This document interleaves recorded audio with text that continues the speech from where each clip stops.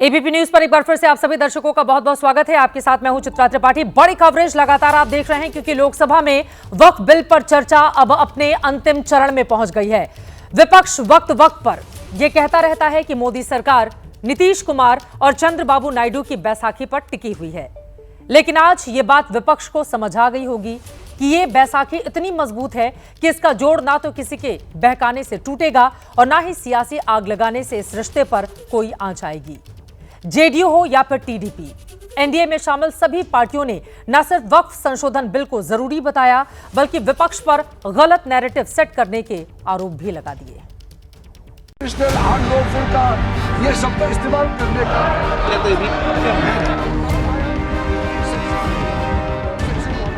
आप हल्ला कर रहे हैं, आप नैरेटिव सेट कर रहे हैं, जैसे लगता है कि इस देश में कोई तूफान आने वाला है। अरे तूफान नहीं आने वाला है। इस देश के पसमानदा समाज के मुसलमान कल नरेंद्र मोदी के साथ खड़े होंगे कि इनके शासनकाल में हमको न्याय मिला।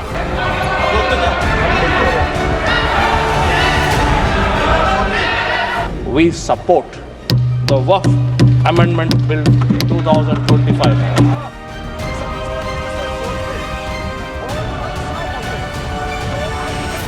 उसमें संपत्तियों के प्रबंधन के लिए है, समाज सेवा के लिए है, परोपकार के लिए है, जन कल्याण के लिए है।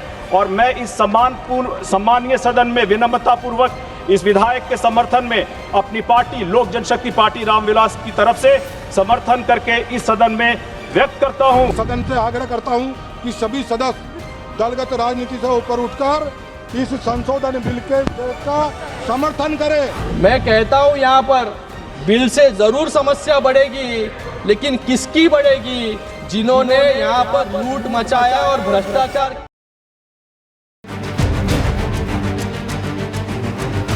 एक एक कर बीजेपी के सभी सहयोगी दल वक्फ संशोधन बिल पर मोदी सरकार की नीति को शानदार बताते गए और नियत को ईमानदार बताते गए, और विपक्ष में बैठी कांग्रेस सिर्फ सुनती रही। जब यह बिल लोकसभा में पेश किया गया तो सबसे पहले अल्पसंख्यक मामलों के मंत्री किरेन रिजिजू खड़े हुए और यहाँ तक कह दिया कि अगर बिल ना आता तो न जाने क्या हो जाता। अगर आज हम ये संशोधन लेके नहीं आते तो जिस सदन में हम बैठे हैं, ये पार्लियामेंट बिल्डिंग, इसको भी क्लेम किया जा रहा था। 5 मार्च 2014 को उस समय के यूपीए सरकार ने 123 प्राइम प्रॉपर्टीज को, जो housing and urban development ministry के तहत आता है, उसको आपने दिल्ली वक्फ बोर्ड को ट्रांसफर कर दिया। नॉर्थ ईस्ट से संबंध रखने वाले किरेन रिजिजू के हमले का जवाब देने के लिए कांग्रेस की तरफ से गौरव गोगोई खड़े हुए, जो खुद भी नॉर्थ ईस्ट से ही आते हैं, और दावा कर दिया कि इस बिल से बवाल ज्यादा बढ़ जाएगा। आज ये एक विशेष समाज के जमीन पर इनकी नजर है, कल समाज के दूसरे अल्पसंख्यकों के जमीन पर इनकी नजर जाएगी। आज ये बिल सिर्फ एक विशेष समुदाय के जमीन पर इनकी नजर है, कल दूसरे समुदायों के जमीन पर इनकी नजर जाएगी। ये बिल हमारे देश की अखंडता, ये बिल हमारे संवैधानिक मूल्य, ये देश हमारे अल्पसंख्यकों की सम्मान, ये देश हमारे अमन, शांति और सदन और जेपीसी में जिस प्रकार से विचार होना चाहिए था उस सब के विरोध में है। और इसलिए आज पूरा इंडिया अलायंस आज इस बिल के विपक्ष में खड़ा हुआ है। बिल का विरोध करने का मन अखिलेश यादव भी बना कर आए थे। मुद्दा वक्फ का था, बात महाकुंभ तक पहुंचा दी। भाजपा वाले मुसलमान भाइयों की वक्फ की जमीन चिन्हित करने की बात कर रहे हैं, जिससे महाकुंभ में जो हिंदू मारे गए हैं या खो गए हैं उनको चिन्हित करने की बात पर पर्दा पड़ जाए। बिल पर सबने अपनी अपनी बात रखी। एनडीए के सांसद इसके फायदे गिना रहे थे तो विपक्षी दलों के सांसद इसमें खोट निकाल रहे थे। शाम के वक्त जब अमित शाह बिल पर अपनी बात रखने के लिए खड़े हुए तो लालू यादव का वो पुराना बयान याद दिला दिया, जिसमें लालू यादव ने वक्फ को बुरा बताया था। लालू प्रसाद जी, आज आरजेडी के सारे सदस्य बोले, जब 2013 का अमेंडमेंट आया, मैं लालू जी का तो पूरा पढ़ना चाहता हूँ, बाकी सदस्यों का सिर्फ टोकन पढ़ूंगा। लालू जी ने क्या कहा? मैडम, सरकार जो यह संशोधन विधेयक पेश किया है, सरकार की पहल का हम स्वागत करते हैं। शाहनवाज हुसैन जी और अन्य माननीय सदस्यों ने अपनी बातों को यहाँ रखा, मैं उसका समर्थन करता हूं। आप देखिए, सारी जमीनें हड़प ली गई हैं, चाहे सरकारी हो या गैर सरकारी। वक्फ बोर्ड में जो काम करने वाले लोग हैं उनके द्वारा सारी प्राइम लैंड को बेच दिया गया है। पटना में ही डाक बंगले की जितनी प्रॉपर्टी थी सब पर अपार्टमेंट बन गए। इस तरह की काफी लूट खसोट हुई है। हम संशोधन विधेयक तो आपको अंत में लाए हैं, समर्थन करते हैं, लेकिन मैं चाहता हूं कि भविष्य में आप कड़ा कानून लाइए और ये जो चोरी करने वाले लोग हो उनको जेल की सलाखों के पीछे। अब सब लालू प्रसाद की इच्छा इन्होंने तो पूरी नहीं की, नरेंद्र मोदी जी ने पूरी कर दी। ये लालू जी ने कहा था। 2010 में जब संसद में वक्फ संशोधन विधेयक पर चर्चा हो रही थी, तब लालू यादव ने जो बात कही थी वो आज सुबह से ही सोशल मीडिया पर घूम रही थी। बिहार के डिप्टी सीएम सम्राट चौधरी ने भी इसे अपने अकाउंट पर शेयर किया। ये कानून बनाना चाहिए बहुत कड़ा। सारी जमीनें हड़प ली गई है, चाहे सरकारी हो या गैर, उसमें जो काम करने वाले लोग हैं सब बेच दिया है। प्राइम लैंड, ऐसा नहीं है कि कोई खेती वाली जमीन है। पटना के डाक बंगला पर जितनी प्रॉपर्टी थी ये सब पर अपार्टमेंट बन गया, सब लोगों ने लूट लाट किया है। आगे से खैर आप तो लाइए, इसको पास हम लोग कर देते हैं संशोधन आपका, लेकिन आगे से कड़ाई के साथ जो भी बंदियां बना रहे हैं। आज लोकसभा में दिन भर वक्फ संशोधन बिल पर जोरदार चर्चा हुई। सरकार की तरफ से बार बार इस बिल को उम्मीद का बिल कहा जा रहा है। उम्मीद यानी unified Waqf management empowered efficiency and development act. और इस वक्त बड़ी खबर आ रही है, सीधे उसका हम रुख करेंगे। लोकसभा से वक्फ संशोधन बिल पर चर्चा का वक्त एक बार फिर से बढ़ा दिया गया है, समय बढ़ाया गया है। आपको बताते चले, लोकसभा से बड़ी खबर यह है, 8 घंटे पहले समय मुकर्रर किया गया था, फिर उसको बढ़ाया गया, 10 बजे किया गया और अब कहा जा रहा है कि अभी कुछ और देर तक चर्चा लगातार जारी रहेगी, जब तक कि पूरी तरह से संतुष्ट इस बिल को लेकर सत्ता पक्ष और विपक्ष के लोग नहीं हो जाते। पहले भी आपको याद होगा, विपक्षी दलों की ओर से 8 घंटे के बजाय 12 घंटे चर्चा कराए जाने की मांग की गई थी। कुछ देर के बाद वक्फ बिल पर वोटिंग होगी, लेकिन कितना वक्त लगेगा यह अभी तक साफ नहीं है। फिलहाल समय और बढ़ा दिया गया है। लोकसभा में चर्चा लगातार जारी है। जैसे ही कोई बड़ा बयान संसद से सामने आएगा, एबीपी न्यूज आप तक पहुंचाएगा। लेकिन उसके पहले आपको बता दें, पहले भी मोदी सरकार कई बिल लाई और डंके की चोट पर उसे पास भी करवाया। विपक्ष खोट निकालता रहा, कमियां गिनाता रहा, एक विशेष धर्म को टारगेट का आरोप भी लगाता रहा, लेकिन मोदी ने जो ठाना उसे पूरा भी किया। अब सवाल है कि जब विपक्ष को पहले से ही पता है कि बिल के विरोध से नतीजों पर कोई फर्क नहीं पड़ेगा, तो फिर इतना ज्यादा विरोध क्यों? इसका जवाब है मुस्लिम वोट बैंक। और आज भी मुस्लिमों को यह संदेश देने की कोशिश हुई है कि कांग्रेस हो या समाजवादी पार्टी, उनका कवच बनकर संसद में खड़ी रहती है।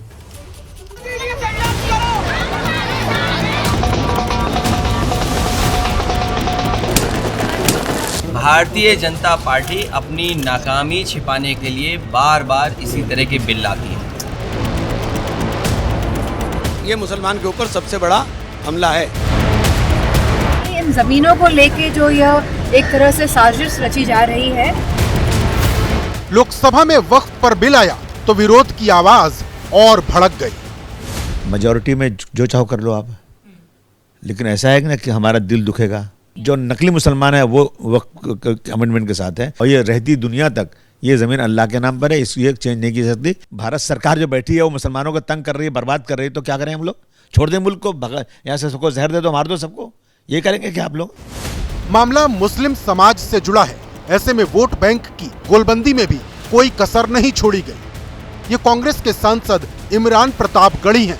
काले कपड़े पहनकर संसद पहुंचे थे, माथे पर काले रंग का बैंड बांधा था और लिखा था रिजेक्ट वक्फ बिल।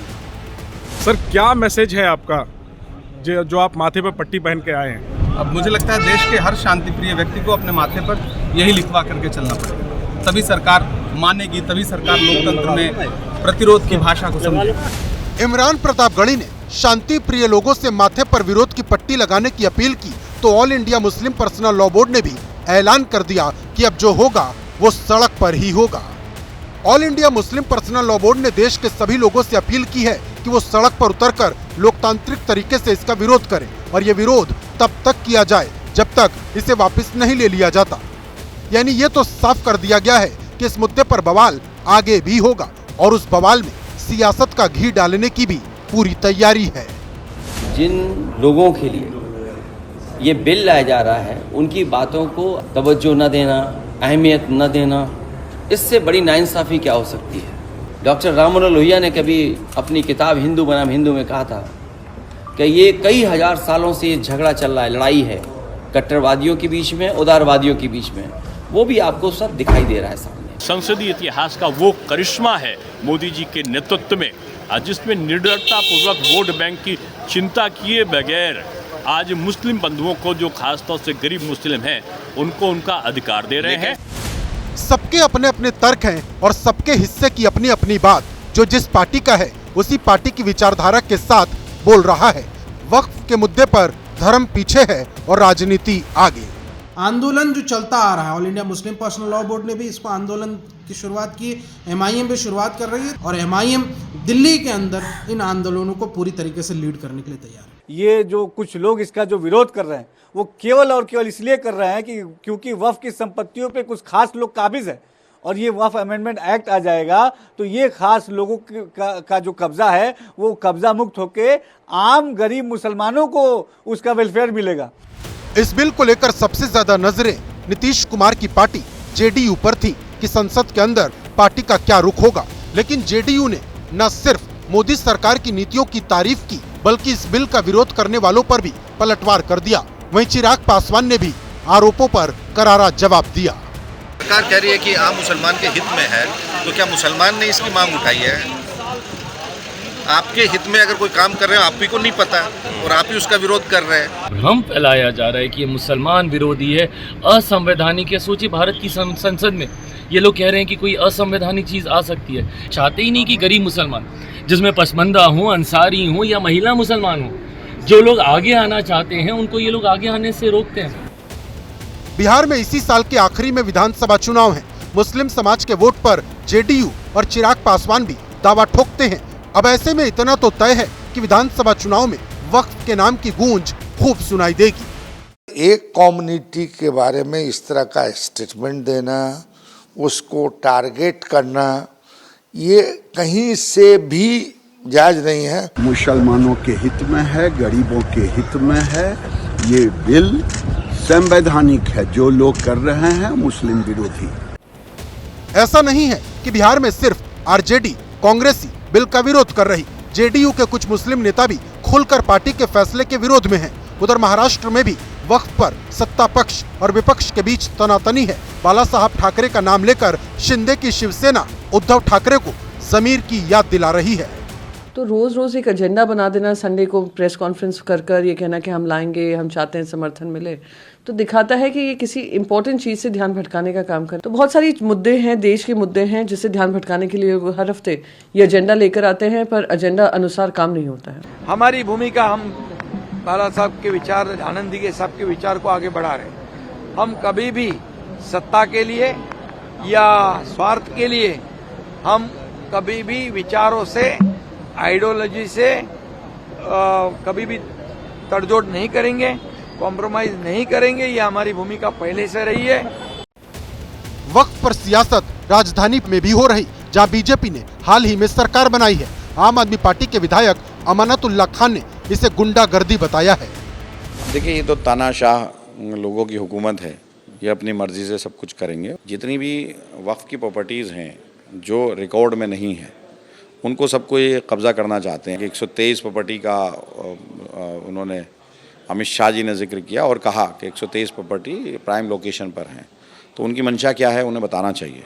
ये 123 प्रॉपर्टियाँ सारी मस्जिदें हैं और दरगाह हैं या कब्रिस्तान हैं। तो अब ये उसको हटा रहे हैं उस क्लोज को, तो उसका मतलब ये है कि उन प्रॉपर्टीज़ को, जो मस्जिदें हैं, उसको ये कब्ज़ा कर लेंगे। देखिए, ये बिल हिंदुस्तान के गरीब मजलूम मुसलमानों का, उन गरीब मुस्लिम बहनों का और उन यतीम बच्चों के समर्थन में है जिनका हक पिछले 75 सालों में छीना गया है। इस बिल के आने के बाद उनको सहूलियत मिलने वाली है और इस बिल के आने के बाद उनकी तरक्की होने वाली है। और जो लोग इसका विरोध कर रहे हैं वो महिला विरोधी हैं, क्योंकि पहली बार इस बिल में 2 महिलाएं आ रही हैं। आज तक वक्फ बोर्ड में कोई महिला नहीं थी। दरअसल वक्फ बिल जब लागू होगा तब कई चीजें बदल जाएंगी। सबसे बड़ी बात यह है कि ट्रिब्यूनल का फैसला आखिरी नहीं माना जाएगा। दावे को सिविल कोर्ट, हाई कोर्ट और सुप्रीम कोर्ट में चुनौती दी जा सकेगी। और अगर ऐसा हुआ तो वक्फ की तरफ से किसी भी जमीन पर दावा ठोक कर ये कह देना कि ये हमारी जमीन है, ये बात आसान नहीं होगी और लड़ाई इसी बात पर आ गई है। हमारा मुल्क हिंदुस्तान पूरी दुनिया में भाईचारे की वजह से जाना जाता है। आज ये जब चले जाएंगे तो मुल्क बर्बाद हो गया होगा। जिस तरह ज़ियाउल हक ने पाकिस्तान में एक हंसते बसते मुल्क को तबाही के दाने पे लाके खड़ा है, अभी भी पाकिस्तान संभल नहीं रहा है। तो इस वक्त जो बीजेपी सरकार कर रही है वो बिल्कुल ऐसा ही कर रही है कि अब जो वक्फ होगा, अब वक्फ बाय यूजर नहीं होगा, वक्फ बाय डीड होगा।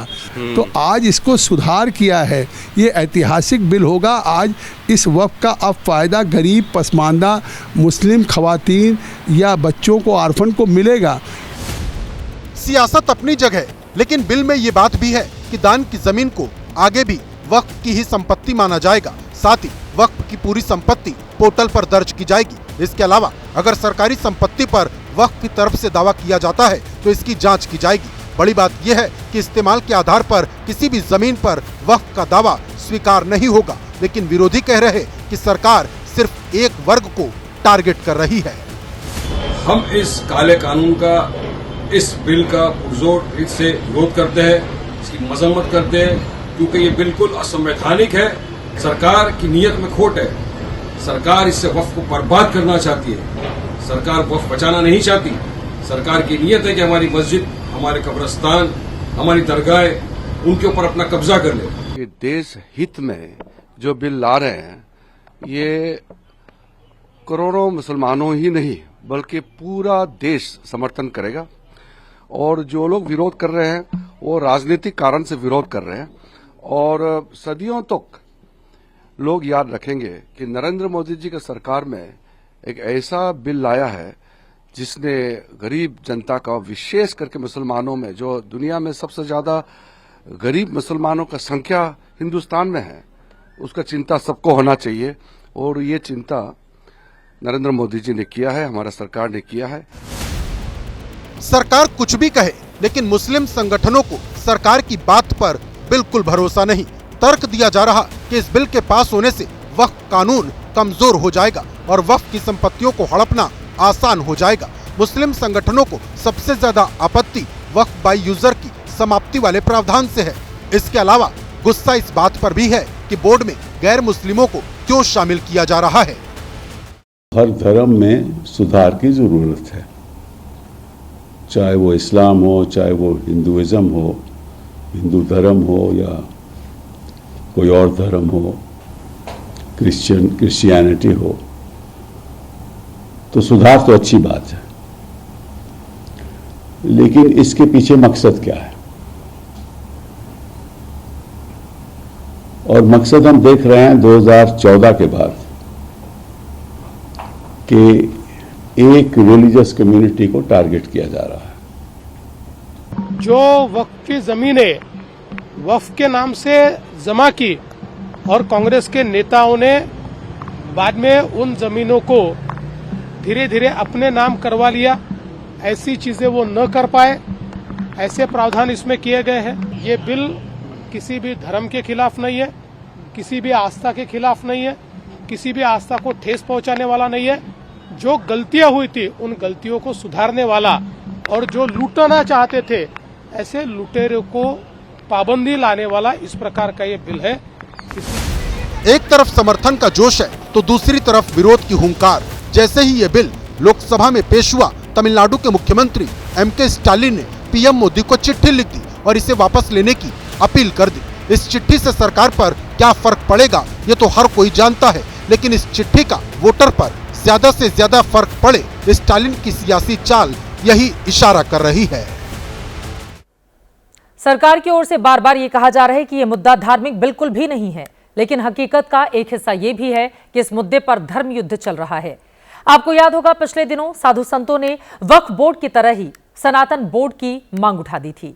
इसको लेकर बकायदा धर्म संसद आयोजित की गई थी और सनातन बोर्ड का प्रस्ताव पारित किया गया। वक्फ बोर्ड में बदलाव को मुस्लिम संगठन अगर मुसलमानों पर हमला बता रहे हैं तो हिंदू धर्मगुरु इस मुद्दे पर सरकार की तारीफ कर रहे हैं। मुसलमानों के संवैधानिक अधिकारों का हनन किया जा रहा है। बोर्ड अनियंत्रित संस्था है, उसका वो असंवैधानिक संस्था है। कि वक्फ संशोधन बिल मुसलमानों को मंजूर नहीं है। वैसे तो वक्फ संशोधन बिल बोर्ड के अधिकार और इस्लामिक मकसद से दान की गई जमीनों के प्रबंधन से संबंधित है, लेकिन बिल के समर्थन और विरोध में उठते बयानों के बवंडर ने पूरे मामले को मजहब की सीमाओं के अंदर ला दिया है, या ये कहिए हिंदू मुसलमान का मुद्दा बना दिया है। यहाँ तक विरोध के स्वर अभी से ही न्यायपालिका की गुहार लगाने लगे हैं। ये बिल लोकसभा से पास हो जाता है तो राज्यसभा का भी मरहला बाकी है, और अगर राज्यसभा से भी पास हो जाता है तो सुप्रीम कोर्ट के दरवाजे हम लोगों के लिए खुले हुए हैं। ये अनकॉन्स्टिट्यूशनल है, ये टोटली अनएक्सेप्टेबल है, नाकाबिल कबूल है कि हम इसको पूरी ताकत से रिजेक्ट करते हैं। All India Muslim personal law board और जमीयत उलेमा-ए हिंद समेत तमाम मुस्लिम संगठनों ने वक्फ संशोधन विधेयक के खिलाफ मोर्चा खोल दिया है। मार्च के महीने में दिल्ली से पटना और आंध्र प्रदेश के विजयवाड़ा तक प्रदर्शन भी किए गए। ईद की नमाज पर ब्लैक रिबन प्रोटेस्ट हुआ, और अब जबकि वक्फ संशोधन विधेयक संसद के पटल पर है तो मुस्लिम संगठनों के लीडर और मुस्लिम धर्मगुरु एक सुर में बिल का विरोध कर रहे हैं। तो विरोध के इन स्वरों के खिलाफ दूसरी ओर से भी आवाज बुलंद होने लगी है। देखिए, वक्फ संशोधन बिल एक्चुअली हमारे लिए जीवन मरण का सवाल है, और ये खास तौर से प्लेसेस ऑफ वर्शिप एक्ट को बिल्कुल ख़त्म कर देगा, कमज़ोर कर देगा। असल हकीकत यही है कि प्लेसेस ऑफ वर्शिप एक्ट को डाउन प्ले करने के लिए इसको लाया गया है। कि कितने घपले घोटाले, कितनी वहाँ पर अनियमितताएं अव्यवस्थाएं दिखाई दी हैं, और विशेषकर अनेक मुस्लिम विद्वानों ने भी उसका विरोध किया है। विशेषकर मौलाना कोको मुस्तफा ने, उमर इलियासी जैसे बड़े उलेमा और विद्वानों ने, जो इमाम एसोसिएशन के चीफ हैं आदरणीय उमर इलियासी साहब, उन्होंने विरोध किया। बहुत लोग हैं जो इसके विरोध में खड़े हैं कि भाई इसका कोई आधार नहीं है, कहीं कोई कानूनी आधार नहीं मिलता है। यानी वक्फ संशोधन विधेयक पर दोनों पक्षों की अपनी अपनी दलील है। हिंदू धर्मगुरु वक्फ बोर्ड के अजीबोगरीब दावों का हवाला दे रहे हैं, तो मुस्लिम धर्मगुरु ये बताने में जुटे हैं कि वक्फ अधिनियम 1995 में संशोधन उनके संवैधानिक अधिकारों पर सीधा हमला है। बिल पास हो जाता है तो ये एक दुर्भाग्यपूर्ण बात होगी, ये देश के साथ एक घटना होगी और धोखा होगा। लेकिन बहरहाल हमारे सामने रास्ते बंद नहीं हुए, अभी तो रास्ते खुले हुए हैं। हम पब्लिक के दरमियान जाएंगे, हम देशव्यापी अभियान छेड़ेंगे इस बिल के खिलाफ, लोगों को बताएंगे किस तरह नाइंसाफ़ी की गई है। वक्फ बोर्ड को हटाना जरूरी हो गया सनातन धर्म की रक्षा के लिए, सब कुछ जरूरी है। आप परिणाम देखिएगा, हम ज्ञानवापी भी लेंगे, मथुरा भी लेंगे, सब कुछ होगा। मुस्लिम संगठनों का संदेश साफ है कि वो वक्फ संशोधन विधेयक को किसी भी सूरत में मानने को तैयार नहीं। हालांकि मुस्लिम धर्मगुरुओं की जमात में कई ऐसे चेहरे भी हैं जो कहीं न कहीं वक्फ बिल का समर्थन कर रहे हैं, या फिर बिल के प्रावधानों को पढ़ने के बाद किसी फैसले पर पहुंचने के मूड में हैं। इसको पास करा दे ताकि मुसलमानों की गुर्बत का खात्मा इस बिल के जरिए हो जाए। मैं मुसलमानों को यकीन दहानी कराना चाहता हूं कि वक्फ संशोधन बिल से न डरने की कोई जरूरत नहीं है। मस्जिदों को, मदरसों को, खानकाहों को, ईदगाहों को, कब्रिस्तानों को कोई खतरा लायक नहीं है, बल्कि इससे और तरक्की मिलेगी। कि जो बिल पास हो रहा है तो उसके अंदर हमारे सुझावों को रखा गया है कि नहीं रखा गया। अगर नहीं रखा गया है तो कॉन्स्टिट्यूशन के दायरे में रहते हुए, अपने संविधान के दायरे में रहते हुए हम देखते हैं हम क्या कर सकते हैं। हम सरकार से पुनः विचार की अपील करेंगे, नहीं तो फिर अदालत उज़्मा का दरवाज़ा है सुप्रीम कोर्ट का, उस दरवाजे को हम खटखटाने की कोशिश करेंगे। वक्फ संशोधन विधेयक पर हर किसी की अपनी अपनी दलील है। एक दलील कथावाचक धीरेन्द्र शास्त्री की भी है, और ये दलील बिल का विरोध करने वाले मुस्लिम धर्मगुरुओं को चुभने वाली है। जहां बरसात नहीं होती है वहां की फसलें खराब हो जाती हैं, जहां सनातन के संस्कार नहीं होते हैं वहां की नस्लें खराब हो जाती हैं। फिलहाल वक्फ संशोधन विधेयक को अभी राज्यसभा में पेश किया जाना बाकी है, जहां पास होने के बाद ही विधेयक को मंजूरी के लिए राष्ट्रपति के पास भेजा जाएगा और राष्ट्रपति की मंजूरी मिलने के बाद संशोधन विधेयक वक्फ एक्ट 1995 की जगह लेगा। यानी वक्फ एक्ट में संशोधन का रास्ता अभी लंबा है और तब तक समर्थन और विरोध में उठ रही आवाजों का शोर थमने वाला बिल्कुल नहीं। पिछले कई दिनों से वक्फ बिल के विरोध में प्रदर्शन की तस्वीरें सामने आ रही हैं। अभी भी अलग अलग मुस्लिम संगठन और मौलाना बिल का विरोध कर रहे हैं, लेकिन संशोधन विधेयक संसद के पटल पर पहुंचा तो समर्थन में जश्न की तस्वीरें चर्चा का विषय बन गई। खास बात यह है कि मुस्लिम समुदाय के लोग ही ढोल नगाड़े लेकर सड़क पर उतर आए। अब सवाल उठ रहा है कि क्या वाकई इस बिल से मुसलमान खतरे में हैं या फिर उनके अंदर बेवजह का डर पैदा किया जा रहा है।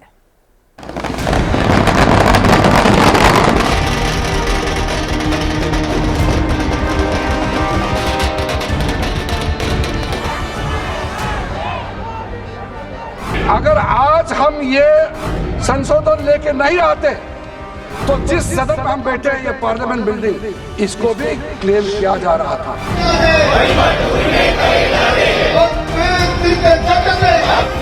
ये बिल आज इस संविधान के इस जो मूल जो ढांचा है उस पर आक्रमण है।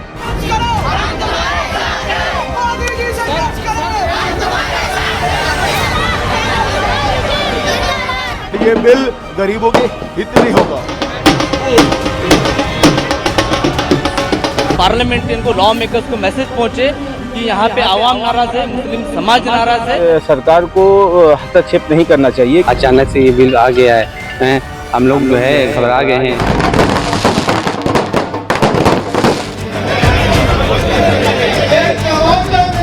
कहीं विरोध में बुलंद होती आवाज तो कहीं बिल के समर्थन में जश्न का माहौल।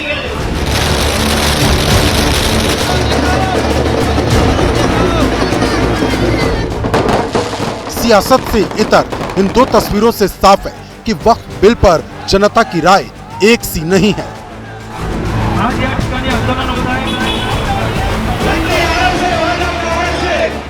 क्योंकि जब कश्मीर से कोलकाता और कोलकाता से कन्याकुमारी तक तमाम मुस्लिम संगठन और उनसे जुड़े लोग बिल का विरोध कर रहे हैं, इसी समय मुस्लिम समुदाय का एक तबका बिल के समर्थन में आवाज उठा रहा है।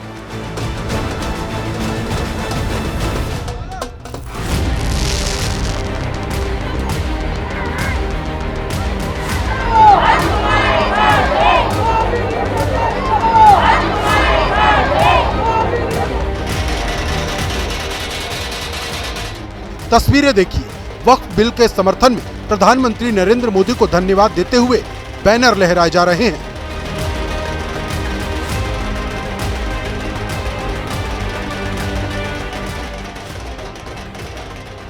ढोल नगाड़ों की थाप पर जश्न मन रहा है। लड्डू बांटकर एक दूसरे का मुंह मीठा कराया जा रहा है। आतिशबाजी के जरिए संदेश दिया जा रहा है कि वक्फ बिल में संशोधन कितना जरूरी था।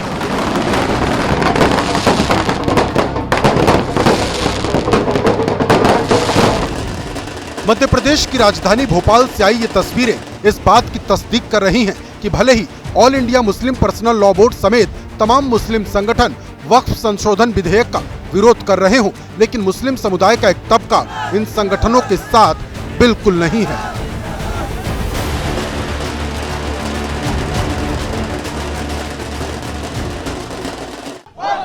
जो नरेंद्र मोदी कर रहा है उस मामले में बहुत अच्छा कर रहा है, हम मुझे उसके साथ हैं। बस उम्मीद यही है कि पास ही होना चाहिए। सब आज का जितना भी मोदी जी ने करा सब अच्छा करा।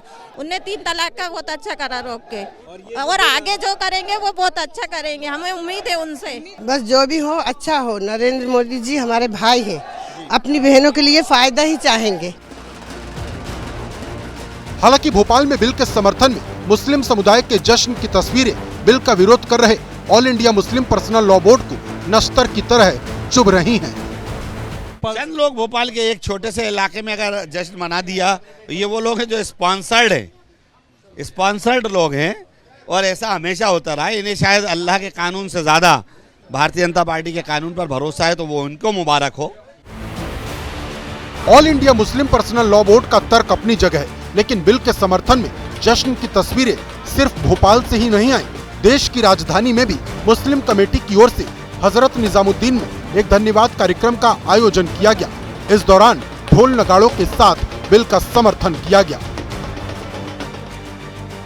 वहीं दिल्ली में मौजूद रेल भवन के पास मुस्लिम समुदाय के लोगों ने हाथ में तख्ती लेकर बिल का समर्थन किया।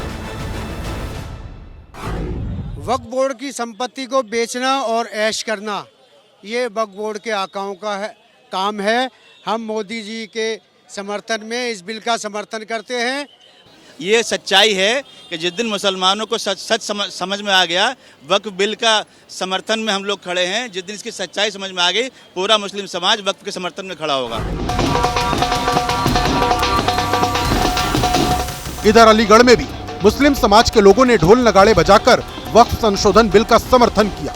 अलीगढ़ के महल चौराहे पर कैंप लगाकर मुस्लिम समुदाय के लोगों ने पीएम मोदी की तस्वीर को लड्डू खिलाए। साथ ही संसद के दोनों सदनों में बिल पास होने की दुआ की। वक्फ संशोधन बिल लोकसभा में पास कर रही है केंद्र की मोदी सरकार, उसी की खुशी में हम लोगों ने खुशी इज़हार करने के लिए मिठाई बांटी है। और वक्फ का अभी तक जो फायदा गरीब मुसलमानों को नहीं मिला था, वो अभी कानून पास होने के बाद फायदा मिलने जा रहा है और मुसलमानों के विकास के लिए बिल का पत्थर साबित होगा वक्फ संशोधन बिल। हालांकि ऐसा नहीं है कि दिल्ली से अलीगढ़ और भोपाल तक बिल के समर्थन में मुस्लिम समुदाय के लोगों की जश्न वाली तस्वीरों ने विरोध की लहर को थाम दिया हो।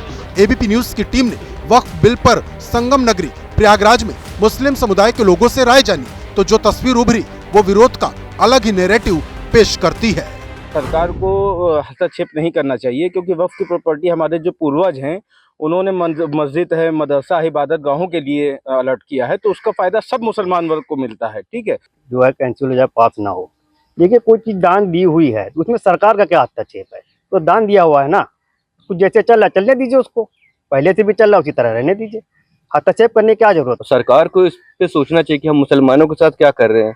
ये एक अत्याचार है और हम मोदी जी से अनुरोध करते हैं कि आप इस पे फैसला लें और वक्फ बोर्ड को ये कैंसिल करें, ये बिल को। घोर निंदा करता हूँ, विरोध करता हूँ, बिल्कुल हार्डली फोर्सली मैं इसका विरोध करता हूँ। तो सरकार की नीयत पर शक है? बिल्कुल शक है, भरोसा नहीं है। बिल्कुल भरोसा नहीं है। मतलब मुस्लिम समुदाय का एक बड़ा तबका वक्फ संशोधन विधेयक को सीधे तौर पर उनके धार्मिक मामलों में दखल के तौर पर देख रहा है कि ये हमारी गवर्नमेंट आई है, ये हमारी प्रॉपर्टी है, ये हमारी प्रॉपर्टी ही रहेगी और इसकी हर तरह से हम लोग विरोध करेंगे। ये हमारे बाप दादाओं की दी हुई है, ठीक है ना। इससे पहले इस तरह के कोई भी कानून नहीं आए हैं, तो इस तरह के कानून का समर्थन हम लोग नहीं करते, इसका समर्थन नहीं करते। मेरी ये अपील है गवर्नमेंट ऑफ इंडिया से, बहुत ही बेहतरीन तरीके से गवर्नमेंट ऑफ इंडिया से रिक्वेस्ट है कि प्लीज़ इसको विड्रॉ कर लें। It will be very beneficial for entire community in India. हालांकि मुंबई में मुस्लिम समाज की राय वक्फ संशोधन विधेयक पर बिल्कुल जुदा है। मुंबई में ज्यादातर लोगों का कहना है कि उन्हें बिल से आपत्ति नहीं, बस मस्जिद, दरगाह और मदरसे की जमीन से छेड़छाड़ नहीं होनी चाहिए।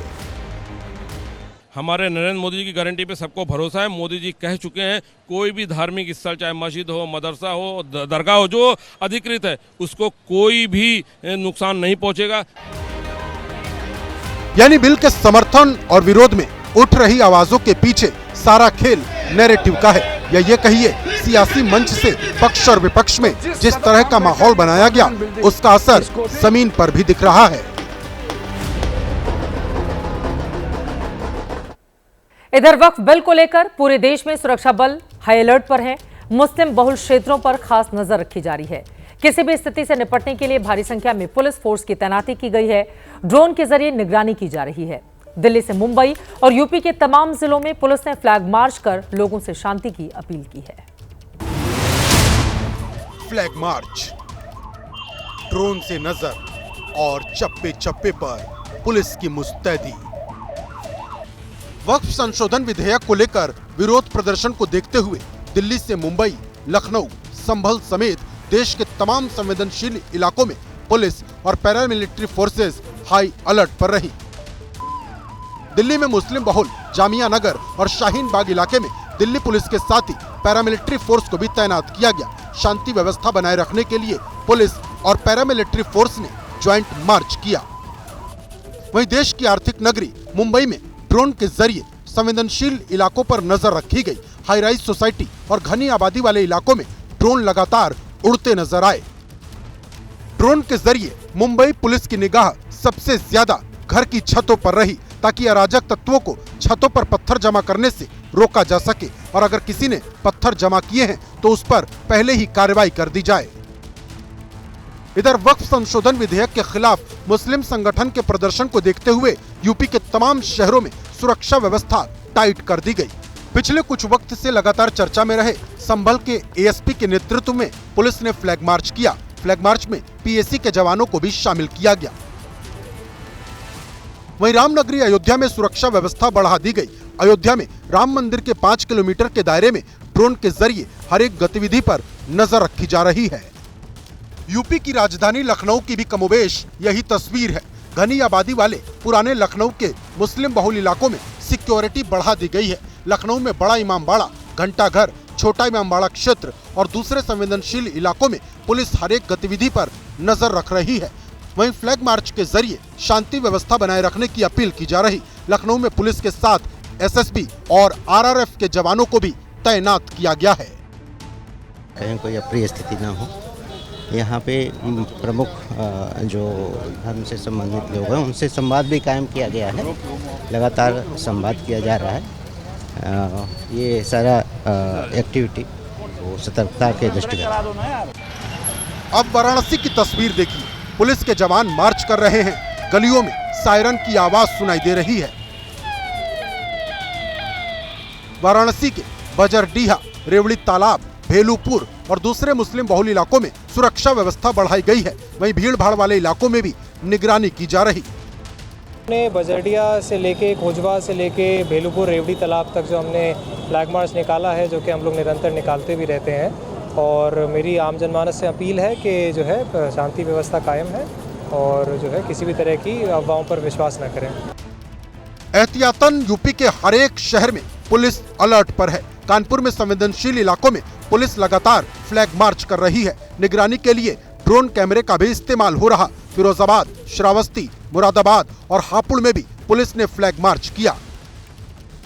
2012 में हिंसा की आग में जल चुके मुजफ्फरनगर में तो पुलिस और भी ज्यादा सतर्क है।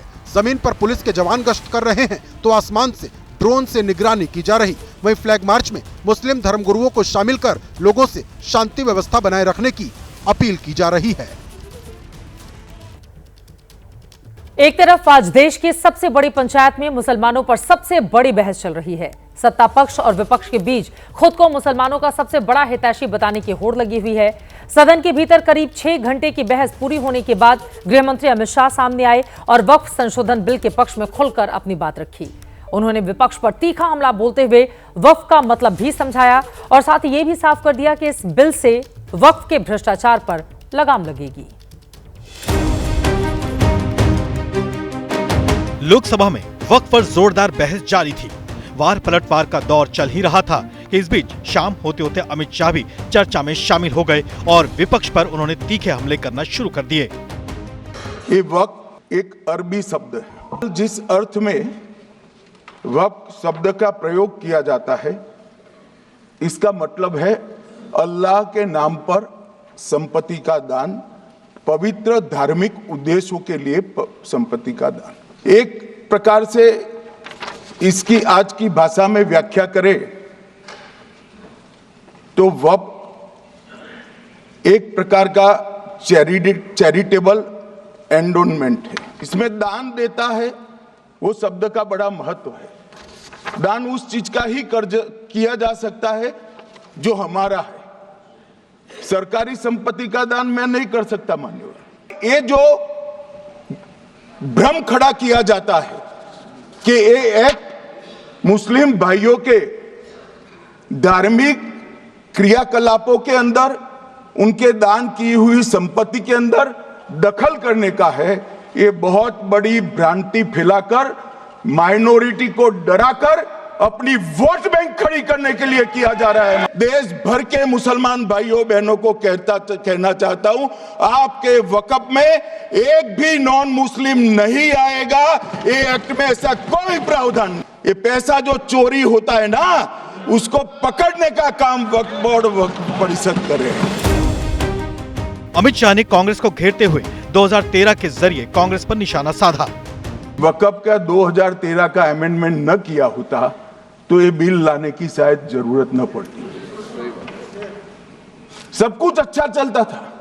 14 में चुनाव आने वाला था, 13 में रातों रात तुष्टीकरण करने के लिए वक़्फ़ कानून को एक्सट्रीम बना दिया गया। और मान्यवर, इसके कारण क्या हुआ? इसके कारण दिल्ली लुटियन की 123 वीवीआईपी संपत्ति कांग्रेस सरकार ने जब चुनाव मुहाने पर थे, 25 दिन दूर था, वक़्फ़ को देने का काम कर दिया। दिल्ली वक़्फ़ बोर्ड ने उत्तरी रेलवे की भूमि वक़्फ़ के नाम घोषित कर दी। अमित शाह के निशाने पर करीब करीब पूरा विपक्ष ही था। उनको लगता है कि इसका विरोध कर हम मुस्लिम भाइयों की सिंपैथी जीतकर अपनी वोट बैंक पक्का करेंगे। उसमें कोई फायदा नहीं होगा अखिलेश, इसलिए कि 4 साल में मुस्लिम भाइयों को मालूम पड़ जाएगा कि ये कानून तो उनके फायदे में है। ये दक्षिण के सारे जो सांसद बोल रहे हैं, अपनी अपनी कॉन्स्टिट्यूंसी में सारे चर्च को मान्यवर नाराज कर रहे हैं, उनको पता नहीं। जब 2013 का अमेंडमेंट आया, लालू जी ने क्या कहा?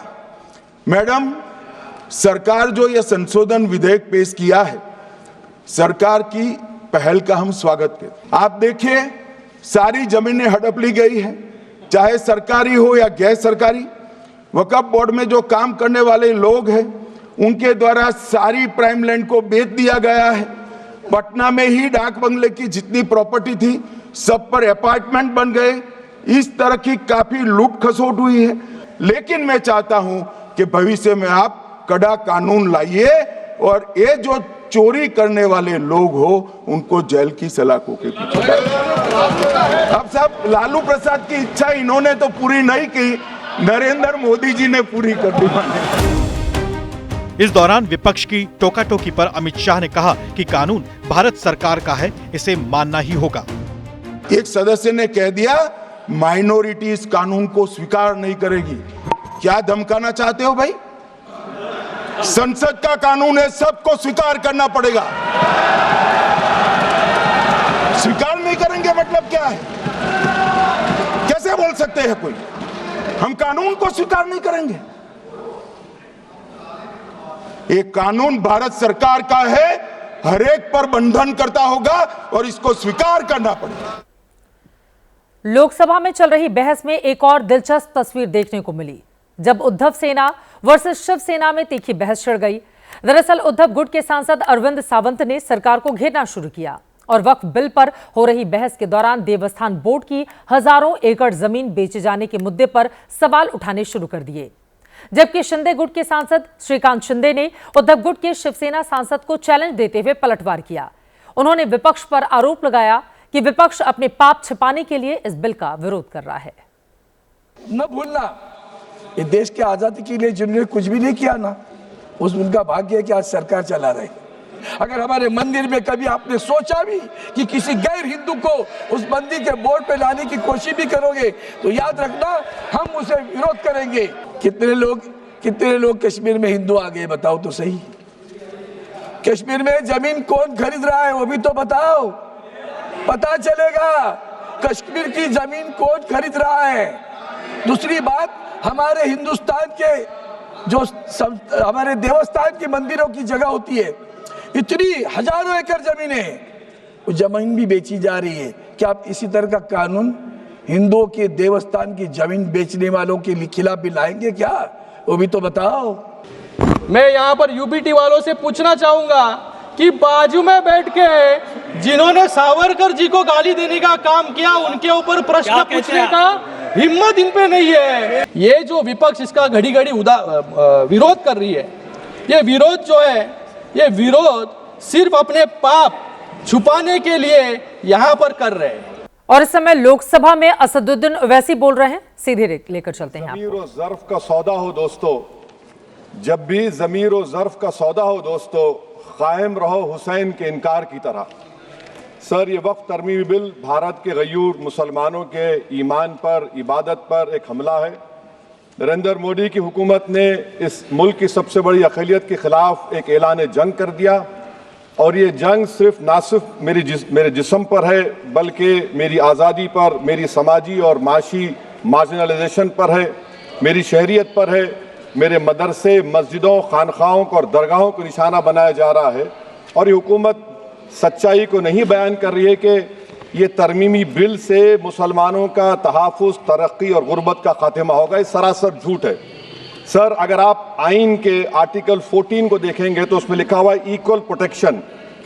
अब आप देख लीजिए सर कि हिंदू, सिख और जैन को और बौद्ध को उनके एंडोमेंट में तहफ़्फ़ुज़ मिलेगा, क्योंकि उनका एंडोमेंट बाय यूज़र बरकरार है और उनका एडमिनिस्ट्रेशन उनके हाथ में होगा। कि गैर हिंदू या गैर उनके मजहब का आदमी दान भी दे सकता है उनके लिए, और एंडोमेंट बोर्ड का तहफ़्फ़ुज़ भी मिलेगा, क्योंकि उसके ऊपर ओवरराइडिंग क्लॉज अप्लाई नहीं होगा, लिमिटेशन का कानून उस पर अप्लाई नहीं होगा। उसके बरक्स अपोजिट आप देख लीजिए, मुस्लिम वक्फ को वक्फ बाय यूज़र निकाल दिया गया। एक मुस्लिम वक्फ की जायदाद पर कब्जा होगा, लिमिटेशन लगेगा तो जो एनक्रोचर है, जो खाबिज है, वो रातों रात मालिक बन जाएगा और एक गैर मुस्लिम वक्फ बोर्ड को एडमिनिस्टर करेगा। ये आर्टिकल 14 के इक्वल प्रोटेक्शन का वायलेशन। अब आर्टिकल 14 में सर इक्वालिटी बिफोर लॉ भी है, और उसका कैसा वायलेशन हो रहा है कि कोई आर्बिट्ररी स्टेप नहीं ले सकता और कोई भी ऑफिशियल किसी भी तरीके से गलत आर्बिट्ररी फैसला नहीं लगा। यहां पर आप एक डेजिग्नेटेड ऑफिसर को रखकर वो फैसला लेगा कि ये जायदाद वक्फ की है, गवर्नमेंट की है। क्या ये प्रिंसिपल्स ऑफ नेचुरल के खिलाफ नहीं है, जिसका तकर्रुर एग्जीक्यूटिव करती है? ये हमारे theory of separation of powers, Bharat के आइन का बेसिक स्ट्रक्चर का हिस्सा है। क्या इसका वायलेशन नहीं है? सर, आर्टिकल 25 का वायलेशन कैसे है कि आप मुसलमानों से वक्फ बाय यूजर छीन रहे हैं और फिर आप कर्ब कर रहे हैं वक्फ औलाद को, मगर वहीं पर दूसरे धर्म के मानने वालों को उनके मजहब पर चलने की पूरी इजाजत है। लफ्ज जो आर्टिकल 25 में इस्तेमाल हुआ सर, वो इक्वली एंटाइटल्ड, यहां पर मुसलमानों के इक्वल एंटाइटल्ड नहीं हो रहा। अभी हम गृह मंत्री का, वजीर दाखिला का यहां पर उनका हमने तकरीर सुनी, यहां पर वो ये कहते हैं, वजीर दाखिला, शायद वो कटमुल्ला की जबान ना कह दें, वजीर दाखिला कहने पर वजीर दाखिला ने अपने बयान में कहा कि बोर्ड और कौंसल जो होगा वो माने वक्फ इस्लाम से अलग है। सर, अगर ये बात सच है आपकी, तो फिर आपको एक कानून बनाने की जरूरत ही नहीं है, आप एक नॉन स्टैट्यूटरी बॉडी बना दीजिए।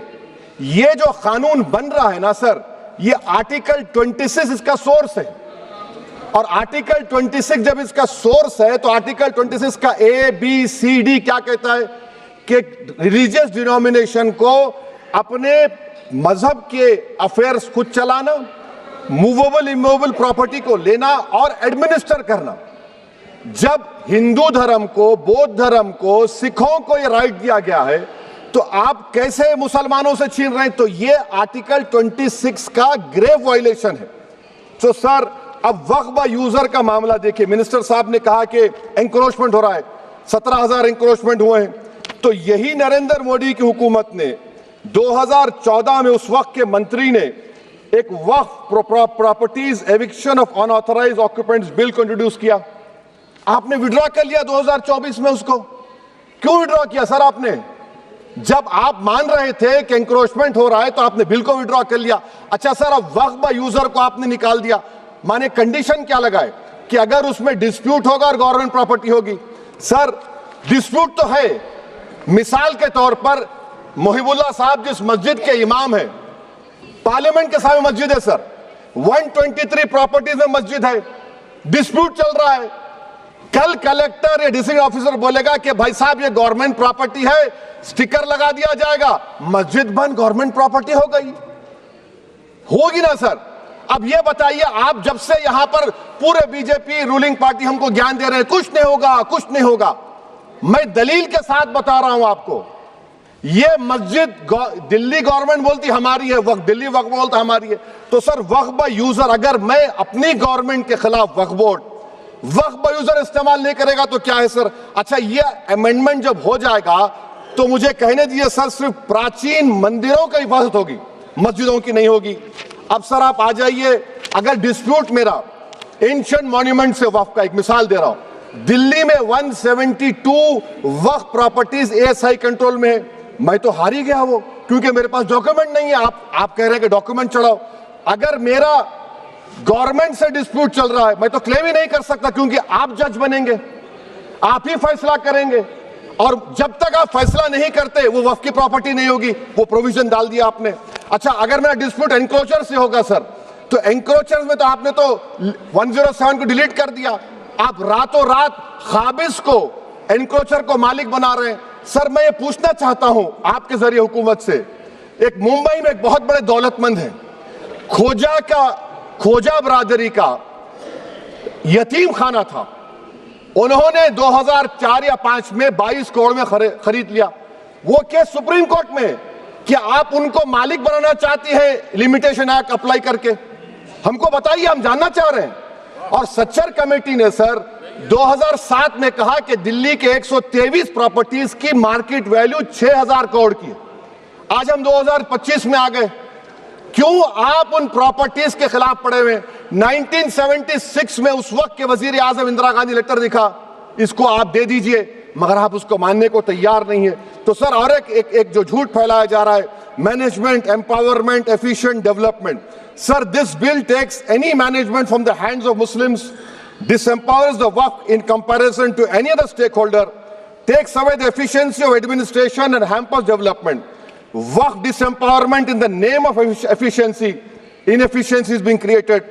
The progress of development from pre-independence till today sought to be destroyed.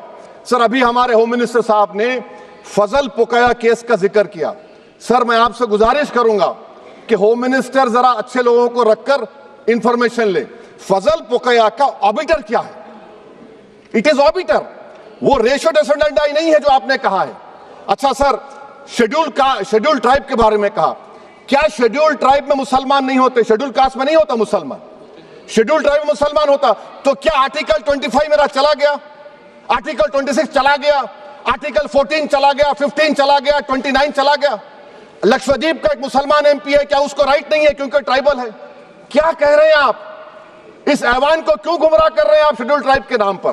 Sir और एक चीज जो आपको बता रहा हूं सर, अब आप जब आर्टिकल 26 से मेरा सोर्स है, तो आप सेंट्रल वक्फ काउंसिल में 22 में से 11 आप नॉन मुस्लिम को बना सकते हैं।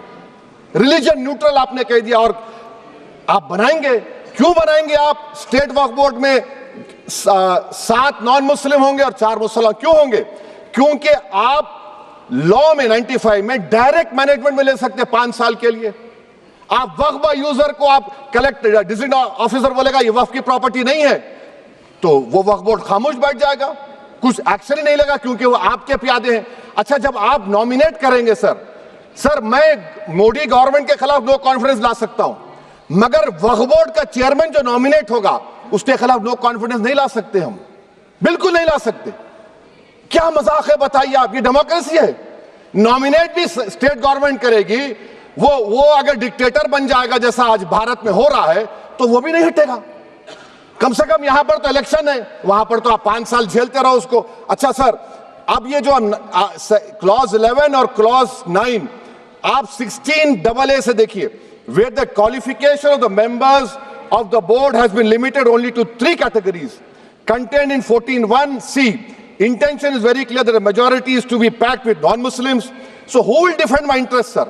If I cannot depend on the state waqf board, central waqf council, which are going to comprise non-Muslims, this in itself is a clear violation of Article 26, 14 and 15, sir. अच्छा sir, CO पहले 95 act में था कि word मुस्लिम, आपने गायब कर दिया उसको। अरे आखिर क्यों इतनी नफरत है आपके लफ्ज मुसलमान से? अच्छा फिर क्या कह रहे हैं आप कि ये भी आर्टिकल 26 का वायलेशन है? सब जितने हिंदू धर्म के प्रॉपर्टीज हैं, सिख धर्म के हैं, बौद्ध के हैं और आपके जैन के, वहां पर उन्हीं के मजहब का ऑफिसर होगा, और कहां पर नहीं होगा? वक्फ बोर्ड में। Waqf board is a pure religious institution, इसको समझने की जरूरत है। तो आप ये कर दे रहे हैं सर। अच्छा सर, आप देखिए, अब आप आ जाइए ये ट्राइब्यूनल पर। मुझे समझ में नहीं आया सर कि हमारे होम मिनिस्टर वजीर दाखिला ने क्या कह दिया कि 2013 का जो कानून है वो नहीं बनता तो हम नहीं लेके आते। मैं बड़े अदब के साथ उनसे पूछना चाह रहा हूं कि क्या उस वक्त राजनाथ सिंह साहब, अडवाणी साहब, हमारी लेट सुषमा स्वराज, ये बड़े बड़े नेता यहां बैठे थे, आपने यूनानिमस उस कानून को पास करवा दिया। कीर्ति आजाद थे उस वक्त, अब यहां बैठे हैं वो टीएमसी में। तो क्या आप गलत थे या वो गलत थे? हमको बता दीजिए, आप बता दीजिए, क्योंकि अगर अडवाणी आपके लिए बहुत बड़ा नेता है, मेरे लिए नहीं हो सकते, आपके लिए आपने पद्मश्री दिया उनको, मोहतरमा सुषमा स्वराज की जबरदस्त तकारीर का मैं कायल हूं, वो बैठकर उस 2013 को यूनानिमस पास कर दिए। मुझे कंफ्यूजन है कि क्या अमित शाह, नरेंद्र मोदी बड़े हैं या अडवाणी बड़े हैं? आपके लिए आप तय कर लीजिए। अच्छा सर, आपके tribunal sir, railway Clements tribunal, NGT tribunal, income tax, वैसे 14-15 ट्राइब्यूनल, हिंदू एंडोवर का ट्राइब्यूनल, सबका अपील नहीं होती, रिव्यू होता है। गृह मंत्री सरकार कह रही है कि नहीं, रोक दिए, रोक लगा। कैसे रोक लगाते हैं? रिव्यू और अपील में तो फर्क होता है ना सर। आप ही कह रहे हैं कि पूरे कोर्ट्स में बैकलॉग है और आप अपील कर रहे हैं। अच्छा सर, रिटायर्ड डिस्ट्रिक्ट जज 95 में सिटिंग डिस्ट्रिक्ट जज था, जो एडमिनिस्ट्रेटिव कंट्रोल था सीजीआई साहब, उसको निकाल दिए। अच्छा सर, अब आप अभी हमारे मंत्री साहब ने कहा trust, sir Shri Sai Baba trust 2004, वो ये कहता है जो ऑफिसर उसमें काम करता उसको साई बाबा का डिवोटी होने चाहिए और उसको डिक्लेरेशन लिख के देना पड़ेगा। यहां पर हो रहा तो यहां पर क्यों नहीं हो रहा? अच्छा सर, आप फिर देख लीजिए, ये आपका हो गया सर। हाँ, अब अमित शाह साहब ने सेक्शन 2A के बारे में कहा और उन्होंने इस बात का इकरार कर लिया कि दाऊदी बोहरा के लिए ये बनाया गया है। मगर मैं आपके जरिए से गवर्नमेंट से पूछना चाह रहा हूं, आपने तो उस प्रोवाइजो में दाऊदी बोहरा का नाम ही नहीं लिखा, आपने उनको भी थैंक यू कर दिया, उनका नाम क्यों नहीं लिखा आपने? और सर, और गवर्नमेंट क्या कर रही है? आप मुस्लिम समाज में जो बेकार किस्म के लोग हैं उनको एक रास्ता बना रहे हैं, एग्जिट दिखा रहे हैं कि तुम्हें वक्त से बचना है तो तुम्हें ट्रस्ट बना लो। ये क्या कर रहे हैं सर आप? कम से कम उन दाऊदी बोहरा को आप दे देते। अच्छा sir, clause 3V section 36 clause 18 देख लीजिए, oral Waqf, oral appointment has sought to be discontinued even though it is recognized practice in Islam. Muslim personal law has recognized oral waqf and 1937 Shariat Application Act. Sir, आप clause 39 पर आ जाइए, 5 साल के लिए मुसलमान। मैं किरण रिजिजू से पूछना चाहता हूं, सर दाढ़ी रखे तो मुसलमान प्रैक्टिसिंग है या क्लीन शेव आपकी तरह है? तो बताइए हमको, प्रैक्टिसिंग क्या होगा? अच्छा, किसी को पकड़ के मॉब लिंच कर दिया और बोले कि JSR का नारा लगाया, और वो JSR का नारा लगाया तो क्या मुसलमान रहेगा? नहीं रहेगा। या फिर देश के प्रधानमंत्री ने कहा था कपड़े देखकर पहचानो, तो क्या कपड़े देखकर आप कह देंगे? अच्छा, अगर कोई क्रिश्चियन हिंदू धर्म कबूल करता है तो क्या वो मंदिर को नहीं दे सकता प्रॉपर्टी? फिर भारत के संविधान में आर्टिकल 300 क्यों है सर? राइट टू इक्वालिटी क्यों है? फ्रीडम ऑफ रिलीजन क्यों है? 5 साल कहां से लाएंगे? अच्छा सर, और एक चीज सर, और एक चीज मैं आपको बोल के खत्म कर दूंगा सर। इस बिल में वक्फ औलाद का सर, इसमें आप देखिए clause 432, the creation of waqf al-awlad shall not result in denial of inherent rights to heirs, including women heirs or the waqif or any other right of person. Sir, ये article 25 का violation है, शरीयत application act 37 का violation, article 300A का violation है। अच्छा, हिंदू धर्म में सेल्फ एक्वायर्ड प्रॉपर्टी को एक हिंदू, अब उसके फर्ज के 2 बच्चे हैं, वो एक को अपनी पूरी दौलत दे सकता है, कोई रोक टोक नहीं है। वो कहेगा नहीं मैं घर के बच्चों को नहीं दूंगा, मोहल्ले के गरीब को दे दूंगा, वो भी कोई रोक टोक नहीं है। वहां पर आपको बच्चों की फिक्र नहीं है। जब मैं अपनी प्रॉपर्टी को अल्लाह को मालिक बनाकर दे रहा हूं, आप कह रहे बच्चों की फिक्र नहीं है। इतनी मोहब्बत आप बिल्किस बानो से दिखा देते तो आपके लिए दुआएं देती आपके लिए। तो सर, आप दूसरी बात आप देख लीजिए सर, आखिरी बात कहकर मैं अपनी बात को मुकम्मल कर रहा हूं सर। नहीं मुकम्मल कर रहा हूं। स्पीकर साहब बहुत टाइम दे दिए। सर आप देखिए, इसमें अमित शाह साहब बोले कि इतनी प्रॉपर्टीज का कब्जा हुआ, चोरी हुई, ये हुआ। सर क्लॉज 2652A सेक्शन, अगर कोई प्रॉपर्टी बेचता है 2 साल की सजा थी, आपने क्या कर दिया उसको 6 महीने कर दिया। नॉन अवेलेबल था, आपने अवेलेबल कर दिया। सेक्शन 40 की बात करते हैं।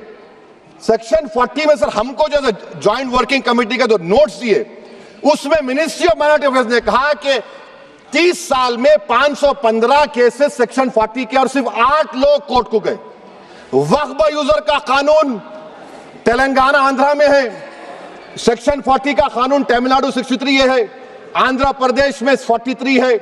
और सर आप डायरेक्शन दे रहे हैं, अच्छा क्लॉज 4218B देखिए सर, आप रूल बना रहे हैं, कोऑपरेटिव फेडरलिज्म के खिलाफ है, इतना रूल बना रहे हैं। और आखिर में सर मैं आपको बताना चाह रहा हूं स्पीकर साहब, ये बिल का मकसद सिर्फ मुसलमानों को जलील और रुस्वा करना है, मुसलमानों को दूसरे दर्जे का शहरी बनाने का इनका मकसद है। सर अगर आप हिस्ट्री को पढ़ेंगे तो महात्मा गांधी उस वक्त के व्हाइट अफ्रीका में सफेद फार्म अफ्रीका के कानून को महात्मा गांधी ने कहा था कि ये मेरा कॉन्शियंस इसको मानता नहीं, मैं इस कानून को कबूल नहीं करता हूं। तो महात्मा गांधी ने क्या किया, उन्होंने उस कानून को फाड़ दिया। तो मैं गांधी की तरह इस कानून को फाड़ता हूं। ये अनकॉन्स्टिट्यूशनल है सर। इस देश में झगड़े पैदा करने का काम बीजेपी करना चाहती है मस्जिद और मंदिर के नाम पर, इसीलिए मैं इसका कंडेम करता हूं। और मैं आपसे गुजारिश करता हूं कि मैंने अपने 10 अमेंडमेंट दी है, आप इसको कबूल करिए सर, मुझे बोलने का मौका दीजिए और उस पर डिवीजन का मैं डिमांड भी करूंगा। Thank you sir.